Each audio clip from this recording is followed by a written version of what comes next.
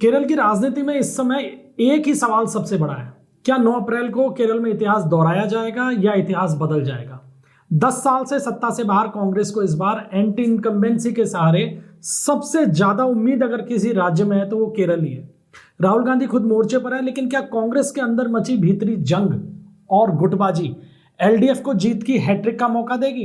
क्या राज्य में बीजेपी की बढ़ती ताकत यूडीएफ के लिए एक नया संकट खड़ा कर देगी? आज की इस स्पेशल रिपोर्ट में हम केरल चुनाव की वो परतें खोलेंगे जो अब तक हेडलाइन से गायब हैं। 9 अप्रैल को केरल विधानसभा की 140 सीटों पर एक ही फेज में वोटिंग होनी है और 4 मई को गिनती होगी। पिछले 10 साल से कांग्रेस यानी यूडीएफ जो है वो सत्ता से बाहर है। एलडीएफ पिनाराई विजयन के नेतृत्व में 2016 से लगातार 2 बार सत्ता पे आसीन हो चुका है और अब हैट्रिक का सपना देख रहा है। लेकिन इस बार एंटी इनकम्बेंसी बहुत ज्यादा है एलडीएफ के खिलाफ। कांग्रेस का दावा है कि जिन 5 राज्यों में इस साल चुनाव होने जा रहे हैं उनमें सबसे अच्छी स्थिति पार्टी की केरल में है और वो सत्ता में वापसी कर रही है। लेकिन क्या हकीकत में ऐसा है? राहुल गांधी खुद मोर्चे के ऊपर है, लेकिन सवाल फिर वही घूम फिर कर आता है कि क्या ये सिर्फ उम्मीद है या धरातल पर वाकई में कांग्रेस इतनी मजबूत है कि वो केरल की सत्ता में वापसी करने जा रही है। क्योंकि ग्रामीण इलाकों में तो अभी भी एलडीएफ का कुनबा जो है वो बहुत मजबूत दिखाई देता है और कांग्रेस को जो सबसे बड़ा खतरा है वो किसी और से नहीं है, पार्टी के अंदरूनी घमासान से। केरल की राजनीति हमेशा बाइपोलर रही है, यानी 2 ध्रुवों के अंदर सिमटी हुई रही है और 2 ध्रुव में 2 पार्टी नहीं बल्कि 2 गठबंधन रहे हैं आमने सामने, एलडीएफ और यूडीएफ। 2021 में जो चुनाव हुए उसमें तमाम सर्वे एजेंसीज को धता बताते हुए एलडीएफ ने सत्ता में वापसी की, 99 सीट जीती और यूडीएफ को केवल 41 सीट मिली थी। और इस दौरान पूरे राज्य में लगभग 75.60% वोट हुई थे, यानी हर विधानसभा सीट के ऊपर 70 से ज्यादा प्रतिशत मतदान हुआ। लेकिन इस बार स्थिति थोड़ी अलग है। एंटी इनकम्बेंसी साफ तौर पर दिखाई दे रही है। 2025 के लोकल बॉडी इलेक्शन हो या 2024 के लोकसभा चुनाव हो, यूडीएफ ने बेहद शानदार प्रदर्शन किया है। खासकर कांग्रेस का भी प्रदर्शन बहुत अच्छा रहा है। कई सर्वे अभी भी ये दिखा रहे हैं कि यूडीएफ लगभग 38% वोट शेयर हासिल कर सकती है और एलडीएफ से लगभग 2 से 4% तक आगे रहेगी।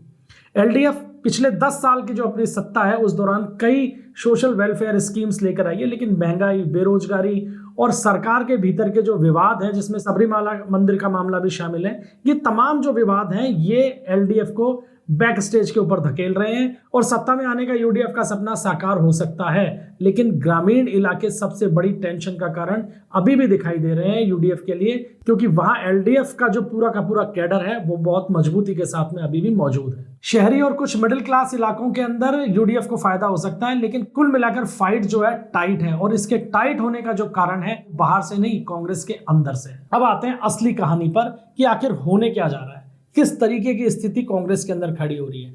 देखिए, प्रदेश में कांग्रेस मजबूत है, इसमें कोई दो राय नहीं है। सत्ता में आ सकती है, इसमें भी कोई दो राय नहीं है। लेकिन असली जो ट्विस्ट है वो ट्विस्ट कांग्रेस के अंदर खाने हैं। पहली लिस्ट जो कांग्रेस की आई उसमें 55 नाम थे, दूसरी लिस्ट के अंदर 37 नाम थे। कुल 92 उम्मीदवारों की घोषणा हो चुकी है। 3 सीटों के ऊपर नाम बाकी हैं। हो सकता है जब आप इस वीडियो को देखें जब तक जो 3 बाकी उम्मीदवार हैं उनके नामों का भी ऐलान हो चुका हो, लेकिन अभी तक 92 उम्मीदवार सामने आए हैं और इन 92 उम्मीदवारों में से 60% उम्मीदवार किस गुट के हैं, बस यहीं पे सारी की सारी जो विवाद है वो केंद्रित हो चुका है। 60% टिकटें बांटी हैं वेणुगोपाल, केसी वेणुगोपाल ने, जो राहुल गांधी के सबसे भरोसेमंद सिपहसालार इस समय कांग्रेस के अंदर बने हुए हैं। और यही कारण है कि बोल कोई कुछ नहीं रहा, लेकिन अंदर खाने सभी के अंदर कुलबुलाहट है कि आखिर एक गुट को इतने सारे टिकट क्यों दे दिए गए। पहली जो लिस्ट आई उसके अंदर 17 टिकट वेणुगोपाल खेमे को मिले, 9 टिकट रमेश चेन्नीथला के खेमे को दिए गए और 5 जो टिकट हैं वो वीडी सतीशन गुट को दिए गए। अब सब जानते हैं कि वेणुगोपाल राहुल गांधी के बेहद नजदीकी हैं, सांसद हैं। हालांकि इस टिकट वितरण से राहुल गांधी बहुत ज्यादा संतुष्ट नहीं बताए जा रहे थे। उन्होंने इस पर नाराजगी भी जताई और नाराजगी के बाद में एक मैराथन मीटिंग चली और उस मीटिंग के बाद एक चौंकाने वाला फैसला यह कर दिया गया कि किसी भी सांसद को चुनाव मैदान में नहीं उतारा जाएगा। अब ये फैसला किसके लिए हुआ ये भी देखने वाली बात है, क्योंकि सांसद चुनाव नहीं लड़ेंगे इसका सबसे ज्यादा विरोध किया के सुधाकरन ने। वो चुनाव लड़ना चाहते थे विधानसभा का, उन्होंने निर्दलीय लड़ने तक का ऐलान किया, लेकिन बाद में फिर मनाने से मान गए। लेकिन क्या के सुधाकरन को रोकने के लिए ये दाव चला गया? लगता तो नहीं है। दरअसल केरल के अंदर जो सबसे बड़ी खेमेबाजी हो रही है वो हो रही है शशि थरूर और वेणुगोपाल के आमने सामने होने के कारण। शशि थरूर भी सांसद है और केसी वेणुगोपाल भी इस समय सांसद है। अब सवाल उठता है कि दोनों सांसद हैं, दोनों चुनाव नहीं लड़ेंगे, लेकिन दोनों में से किसको आला कमान का भरोसेमंद माना जाता है? वहां शशि थरूर कमजोर पड़ जाता है। कांग्रेस के 5 सांसद चुनाव लड़ना चाहते थे, लेकिन राहुल गांधी के एक दाव के कारण पांचों के पांचों टिकट की होड़ से बाहर हो गए। मंशा हाईकमांड की साफ है कि सांसदों को तो लोकसभा में रखो और असेंबली के लिए लोकल लीडरशिप को मौका दो, लेकिन क्या लोकल लीडरशिप को मौका चुनाव के बाद भी मिलेगा? अगर कांग्रेस सत्ता में आ जाती है तो क्या सांसदों को छोड़ते हुए किसी को सीएम फेस बनाया जाएगा? यही सबसे बड़े विवाद का कारण बन रहा है। और अब अंदर खाने तो अब ये बातचीत शुरू भी हो गई है कि एक एक करके विकेट गिराए जा रहे हैं। सबसे पहला जो शिकार किया गया है वो शशि थरूर का किया गया है कि सांसद चुनाव नहीं लड़ेंगे, ये कहकर शशि थरूर को सीएम पद की दौड़ से बाहर कर दिया गया है। अब बाकी के नाम आते हैं। सवाल उठता है कि ये सारी की सारी गणित चल कौन रहा है? तो केरल की राजनीति के अंदर इस समय एक ही नाम प्रभावी तौर पे सामने आ रहा है और वो नाम सामने आता है केसी वेणुगोपाल का। सूत्रों का यह कहना है कि केसी वेणुगोपाल आलाकमान की पसंद है और अगर कांग्रेस का बहुमत आता है तो अधिकांश लोगों का यही मानना है कि केसी वेणुगोपाल को केरल का मुख्यमंत्री बनाया जा सकता है। अब उन्हें किसी तरीके की परेशानी नहीं हो, इसीलिए एक एक करके सभी लोगों को इस तरीके से साइडलाइन किया जा रहा है कि पार्टी में ना तो बगावत हो और ना कोई कंपटीटर खड़ा हो सके। एक जो विवाद खड़ा हुआ टिकट वितरण के दौरान वो महिलाओं के प्रतिनिधित्व को लेकर भी हुआ।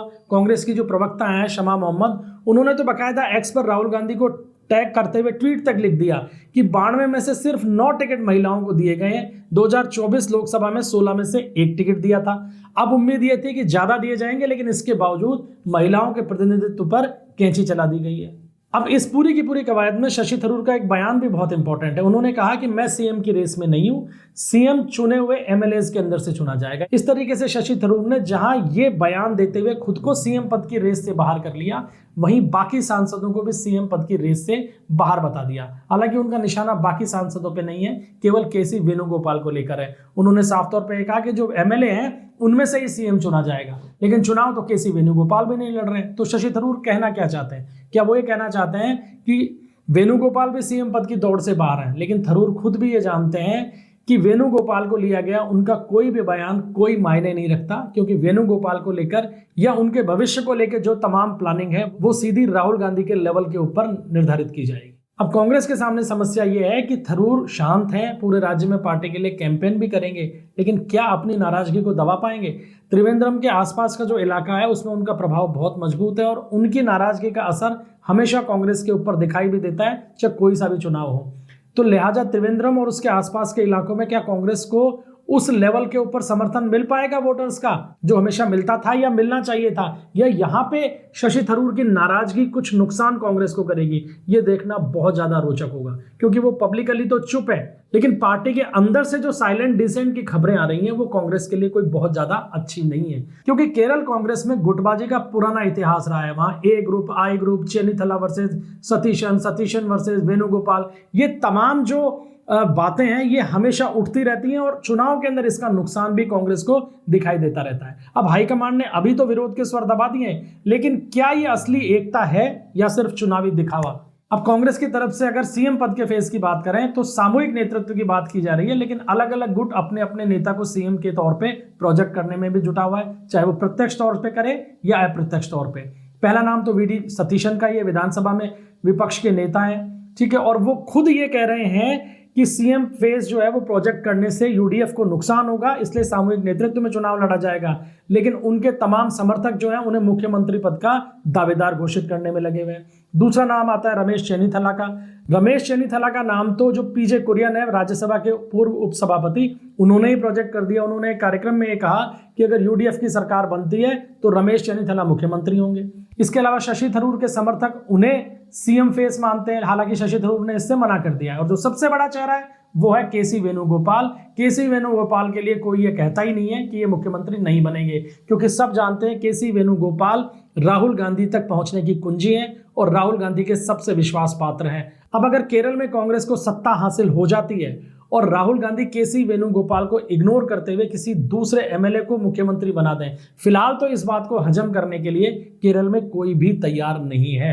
हालांकि अभी नदी के अंदर पानी बहना बहुत बाकी है, अभी चुनाव हुए भी नहीं है, लेकिन कांग्रेस के अंदर जिस तरीके से जोड़ तोड़ अंदर खाने बिठाई जा रही है वो ये साफ दिखाती है कि पार्टी के अंदर आने वाले दिनों में एक बड़ा बवाल मुख्यमंत्री पद के लिए मच सकता है, बशर्ते कि पार्टी सत्ता में आने लायक विधानसभा की सीटें जीत जाए।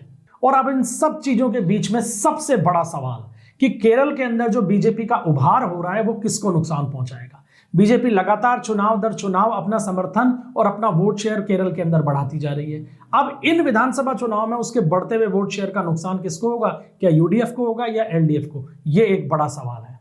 लोकसभा के अंदर सुरेश गोपी त्रिशूर की सीट जीते, इसके बाद तिरुवनंतपुरम के अंदर बीजेपी का मेयर आता है। लोकल बॉडीज इलेक्शन के अंदर बीजेपी कई जगह पर सबसे बड़ी पार्टी बन जाती है, उसका वोट शेयर भी अच्छा खासा बढ़ जाता है। विधानसभा के लिए भी पार्टी की उम्मीदें बहुत बढ़ रही हैं, लेकिन अब टेंशन बीजेपी के अलावा एलडीएफ और यूडीएफ को है, क्योंकि वो जानते हैं कि बीजेपी अगर वोट बढ़ा रही है तो वो किसके खाते में से कट रहा है, जिसके खाते में से कटेगा वो नुकसान उठाएगा। और अभी तक के जो हालात दिख रहे हैं वो यही है कि यूडीएफ को बड़ा नुकसान हो रहा है बीजेपी के उभार से। बीजेपी मुख्य रूप से जो हिंदू वोट काट रही है, नायर या एजावा समुदाय का, और इसके अलावा कुछ क्रिश्चियन वोट भी उसे मिलते हुए दिख रहे हैं, ये पारंपरिक रूप से यूडीएफ का वोट बैंक रहा है। 2024 लोकसभा चुनाव में सुरेश गोपी की जो जीत हुई थी उसमें यूडीएफ और एलडीएफ दोनों के वोट कटे, लेकिन यूडीएफ को ज्यादा असर पड़ा क्योंकि कई सीटों के ऊपर यूडीएफ दूसरी पोजीशन पे थी। इसके अलावा थरूर और अन्य यूडीएफ के जो लीडर्स हैं वो बीजेपी के ऊपर आरोप प्रत्यारोप तो कर रहे हैं, लेकिन ग्राउंड के ऊपर बीजेपी को जो 12 से 15% वोट मिलता हुआ दिखाई दे रहा है वो ये बता रहा है कि यूडीएफ का जो मार्जिनल वोट है वो बीजेपी खा रही है। ऐसी स्थिति में अगर एलडीएफ से नेक टू नेक की फाइट हुई तो कई सीटों का नुकसान यूडीएफ को उठाना पड़ सकता है। अब सर्वेयर या चुनाव विश्लेषक ये कह रहे हैं कि बीजेपी 5 से 10 सीटों पर अच्छा प्रदर्शन कर सकती है और 2 से 3 सीटें जीत भी सकती है, लेकिन अगर ऐसा होता है तो यूडीएफ की सत्ता वापसी मुश्किल भी हो सकती है, क्योंकि बीजेपी चुनाव में जितनी आगे बढ़ती जाएगी यूडीएफ को उतना ही नुकसान भी होता जाएगा। तो कुल मिलाकर बात यह है कि बीजेपी का वोट यूडीएफ को अधिक नुकसान पहुंचा रहा है। तो दोस्तों, केरल कांग्रेस के अंदर खाने की सच्चाई यही है। दिखावा एकता का किया जा रहा है, लेकिन अंदर खाने पावर गेम चल रहा है। 9 अप्रैल को अब वोटर्स ही तय करेंगे कि सत्ता में एलडीएफ अपनी हैट्रिक लगाने जा रहा है या यूडीएफ सत्ता के अंदर वापसी करने जा रही है। आप क्या सोचते हैं? थरूर की नाराजगी क्या यूडीएफ और कांग्रेस के ऊपर असर डालेगी? वेणुगोपाल की स्ट्रेटेजी काम कर पाएगी, या वो जिस तरीके से अपने लिए प्लेटफॉर्म सजा रहे हैं वो कांग्रेस में और गुटबाजी को बढ़ा देगा, या एलडीएफ हैट्रिक लगाएगा? कमेंट सेक्शन में अपनी राय जरूर दीजिएगा। वीडियो अगर पसंद आया हो तो इसे लाइक कीजिएगा, शेयर कीजिएगा और चैनल को सब्सक्राइब जरूर कीजिएगा। मिलते हैं अगले वीडियो में, तब तक के लिए इजाजत दीजिए। जय हिंद, जय भारत।